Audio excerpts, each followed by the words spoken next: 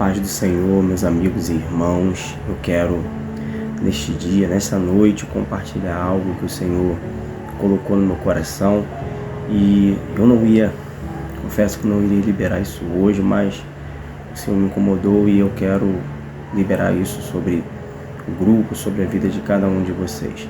Estou falando um pouquinho baixo porque as crianças estão dormindo e a minha esposa também. Então, depois eu aumento no áudio, eu acredito que vai dar para vocês identificarem. Eu quero que você abra sua Bíblia no livro de 2 Crônicas, capítulo de número 7. Nós vamos ler o versículo 11 e depois no capítulo 8 de 2 Crônicas, o primeiro versículo apenas. Diz assim no capítulo 7, versículo 11 de 2 Crônicas.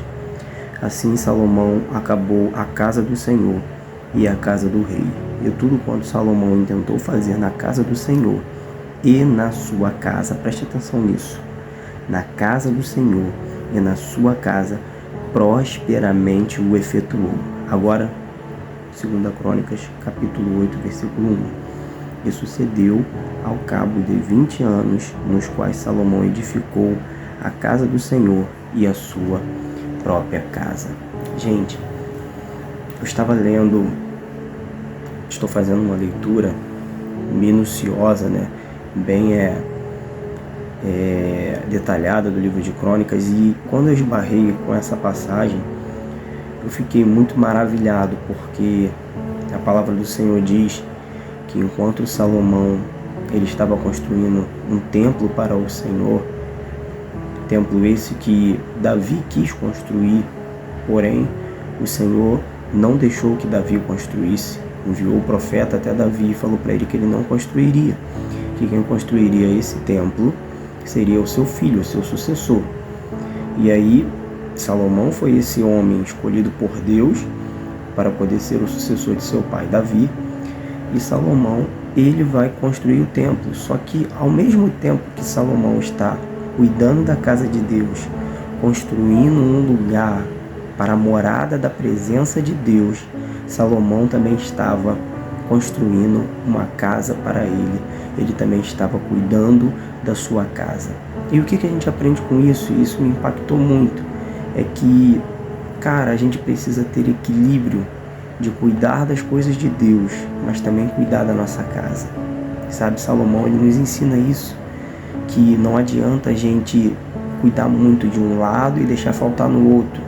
Cuidar muito das coisas de Deus, do propósito que Deus tem pra gente, da obra de Deus, e deixar um furo, uma brecha na nossa casa. De igual modo, não adianta a gente cuidar muito da nossa casa e não cuidarmos da casa de Deus. Isso nos remete também a pensar numa passagem que está no livro de Ageu. Eu até separei aqui para ler para vocês. Ageu, capítulo 1, versículo 9, que diz assim: Olhaste para muito, mas eis que alcançaste pouco, e esse pouco, quando o trouxeste para casa, eu lhe assoprei.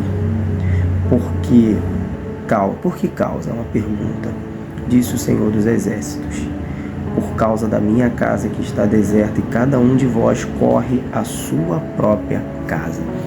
Isso aqui é uma passagem também sensacional, e de repente você já deve ter ouvido algumas pessoas pregando essa palavra, só que muitas pessoas que pregam esse texto e essa palavra não observam o contexto em que esse versículo está inserido. Que contexto é esse? O povo de Israel passou 70 anos no cativeiro babilônico. Foram levados pelo rei Nabucodonosor, como bem conhecemos a história. 70 anos de cativeiro. Aqui, no livro de Ageu, é quando o povo já volta do cativeiro babilônico. Eles saem. Ciro o Grande, um rei persa, enviado por Deus, vai libertar o povo do cativeiro babilônico. Vai permitir que esse povo... Isso está muito especificado no livro de Esdras. Para você que gosta de ler a palavra, depois você lê o livro de Esdras todo, eu te aconselho. Você vai ver a saída do povo de Israel de Babilônia e voltando para o território de Israel. E quando eles chegam no território de Israel, é onde eu estou falando com vocês que nós precisamos ter o equilíbrio.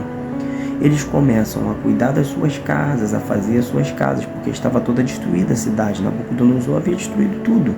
mas o templo do Senhor, a casa de Deus, fica colocada em segundo plano. E aí Deus adverte eles e fala para eles: vocês estão cuidando demais da casa de vocês e estão cuidando de menos do meu templo. É preciso reconstruir o templo que foi destruído por Nabucodonosor e pelo Império Babilônico. Aqui a gente vê um desequilíbrio para que lado? Cuidando muito da minha casa, muito das minhas coisas, dos meus afazeres, da minha individualidade, da minha vida particular, e abandonei a obra do Senhor.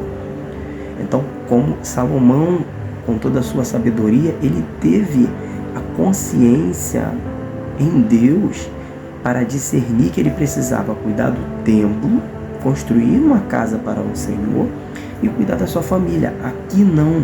Aqui há um desequilíbrio.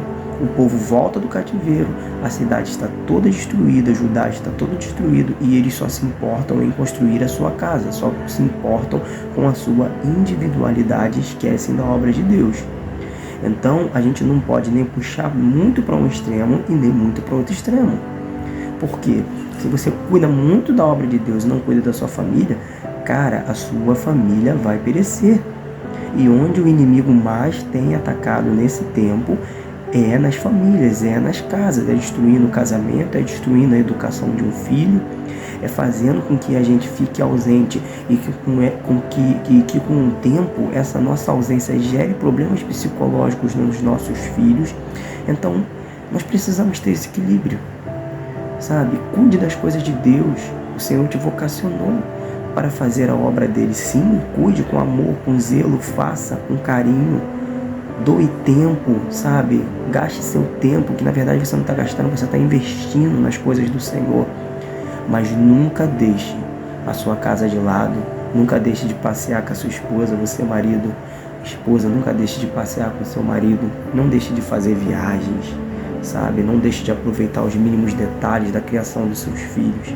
Cada momento, cada fase é muito importante para nós e para eles e para a nossa família. E eu fecho essa ministração com uma fala de Paulo, que está em 1 Timóteo capítulo 5, versículo 8, que diz que aquele que não cuida dos seus, e principalmente dos da sua família, negou a fé e é pior do que o infiel. Nós não podemos ser esse tipo de pessoa, sabe? Tenha esse equilíbrio. Não abandone a obra de Deus, não abandone as coisas de Deus, mas também não abandone a sua casa, não abandone a sua família. Salomão construiu um lindo templo para o Senhor, mas ele construiu também uma linda casa, e a Bíblia vai dizer que ele prosperou em construir o templo e em construir uma casa solidificada para ele, para a família dele. Deus abençoe vocês